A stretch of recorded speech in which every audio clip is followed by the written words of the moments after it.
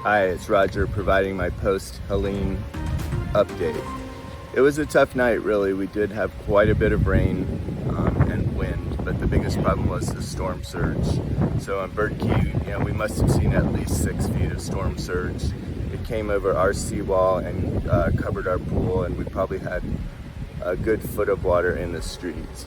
All of that is gone now, thankfully. The biggest thing is that the power is still out. I know some customers' houses got some water in them, particularly if they were houses on grade. I know that there was some water in Harbor Acres. I can show you. It's really a beautiful day now, of course. It's the calm after the storm.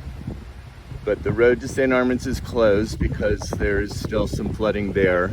The road over the Ringling Bridge is open, although I don't see anybody on it.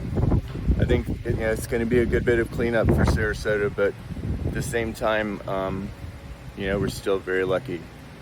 And then we're going to create a fundraising program with the Red Cross, which I'll send you some information about as soon as I get a chance to put that together.